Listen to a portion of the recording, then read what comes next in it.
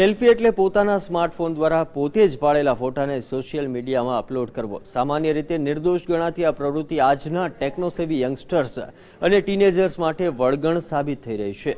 Selfie આમ તો એક સામાન્ય પ્રવૃત્તિ છે, પરંતુ તેનો અતિરેક અધોગતિ નોતરતો હોય છે। છેલ્લા કેટલાક સમયમાં સેલ્ફીની કેટલીક અસામાન્ય ઘટનાઓ બહાર આવી છે। ત્યારે સાયકોલોજિસ્ટોએ પણ સેલ્ફીના મુદ્દે ટીનેજર્સ અને યંગસ્ટર્સ સહિત તેના માતા પિતાને પણ સાવધાન થવા જણાવ્યું છે। નિષ્ણાંતોના જણાવ્યા પ્રમાણે સેલ્ફી ક્રેઝના કારણે યંગસ્ટર્સ ટીનેજર્સને ડિપ્રેશન સુધીની બીમારી થઈ શકે છે અને ક્યારેક ગંભીર ખતરો પણ નોતરતા હોય છે। ટેકનોસેવી યુવા પેઢી પર સોશિયલ મીડિયાના વધતા પ્રભાવ બાદ હવે સેલ્ફી એ જાણે દરેક યંગસ્ટર માટે પોતાની ઇમેજ બિલ્ડિંગ માટેનું એક પ્લેટફોર્મ બની ગયું છે। ફ્રેન્ડ સર્કલમાં પોતે હોશિયાર, અન્ય કરતા ચડિયાતા છે, સુંદર છે એવું સાબિત કરવા માટે ક્રેઝી યંગસ્ટર વારંવાર પોતાનો સેલ્ફી ફોટો સોશિયલ સાઇટ પર પોસ્ટ કરતા હોય છે। એવા અસંખ્ય લોકો છે કે જે દરરોજ પોતાનો પ્રોફાઇલ પિક્ચર બદલે છે। ઘણા તો દિવસમાં 3-4 વાર પણ ફોટો ચેન્જ કરતા રહે છે। ત્યારે આ એક પ્રકારનું વ્યસન હોવાનું સાયકોલોજિસ્ટનું કહેવું છે। સાયકોલોજિસ્ટ કહે છે કે સોશિયલ મીડિયાના જમાનામાં દરેકને પોતે સુંદર છે, અન્ય કરતા વધારે હોશિયાર છે તેવું સાબિત કરવું ગમે છે। બધાને લાઇક્સ, કમેન્ટ્સ જોઈએ છે, જેના કારણે ફેમસ થવાની લાયમાં તે સોશિયલ મીડિયા પર વધુ ને વધુ સમય વિતાવતો થઈ જાય છે।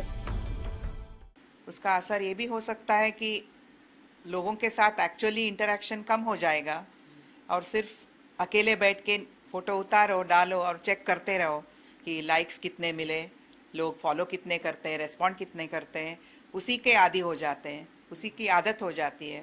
फिर एक्चुअल इंटरेक्शन में इंटरेस्ट नहीं रहता है। સેલ્ફી પાછળની સાયકોલોજી। યંગસ્ટર્સ શા માટે સેલ્ફી અપલોડ કરતા હોય છે? તેના જવાબમાં નિષ્ણાંતો કહે છે કે કેટલાક લોકો સહાનુભૂતિ મેળવવા માટે થઈને સેલ્ફી અપલોડ કરતા હોય છે, તો કેટલાક વળી માત્ર ધ્યાન ખેંચવા માટે થઈને વિચિત્ર પ્રકારના પોઝ સાથે સેલ્ફી ફોટા પાડતા હોય છે। બીજી તરફ સેલ્ફી લેવાની લાયમાં મોતને ભેટ્યા હોય તેવી પણ અનેક ઘટનાઓ વિશ્વભરમાં નોંધાઈ છે। આ બધી બાબતો વચ્ચે સેલ્ફી પાછળની સાયકોલોજી સમજાવતા અમેરિકાની એક રિસર્ચ સંસ્થા જણાવે છે કે જેની સેલ્ફી સારી આવે છે એના ઉપર નાર્સિઝમમાં સરી પડવાનો ભય રહે છે। આવી વ્યક્તિ હું સુંદર છું, બ્યુટીફુલ છું, હેન્ડસમ છું એવા વહેમમાં આવી જાય છે। બીજી તરફ જેની સેલ્ફી સારી નથી આવતી એ પોતાને નબળો સમજવા માંડે છે અને તેનામાં લઘુતા ગ્રંથિ આવી જાય છે। આમ સેલ્ફીમાં બંને તરફનું જોખમ રહે છે। ટીનેજર્સમાં એટલી સમજ નથી હોતી કે નેગેટિવ કમેન્ટ્સને કેવી રીતે હેન્ડલ કરવી, પરિણામે તેના પર નેગેટિવ કમેન્ટ્સની ગાઢ અસર પડે છે, જેના કારણે તેને તરત લાગી આવે છે। દુનિયાની ટોપ સેલિબ્રિટીઝ પણ સેલ્ફીના મોહમાંથી બાકાત રહી શકી નથી, તો કેટલાકે વળી સેલ્ફીને પોતાના માર્કેટિંગનું સાધન બનાવી દીધું છે। ભારતના હાલના વડાપ્રધાન નરેન્દ્ર મોદી સેલ્ફીને લઈને અનેકવાર ચર્ચામાં રહ્યા છે। આ સિવાય બ્રિટનના વડાપ્રધાન ડેવિડ કેમેરુન, અમેરિકી રાષ્ટ્રપતિ બરાક ઓબામા, રશિયન પ્રમુખ વ્લાદિમીર પુતિન સહિત વિશ્વભરની અનેક જાણીતી હસ્તીઓ અને હોલિવૂડ, બોલિવૂડની સેલિબ્રિટીઓએ સેલ્ફીને સાથે સ્વપ્રચાર કરતા થઈ ગયા છે।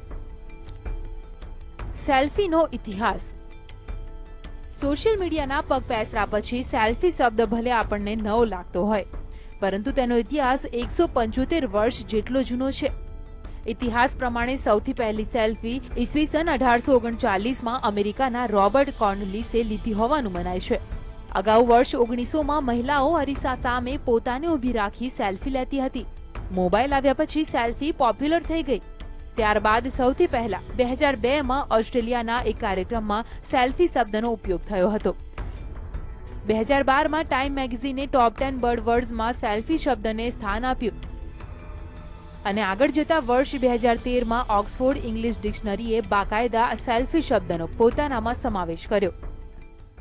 समझना चाहिए उनको, उनके पेरेंट्स हो या फ्रेंड्स हो, टीचर्स हो, वो समझने की कोशिश करें कि इनकी क्या ज़रूरत है और कोई ऐसे उनको एक्टिविटी दे जो करने से उनको खुशी मिलती है, उनको सेटिस्फैक्शन मिलता है।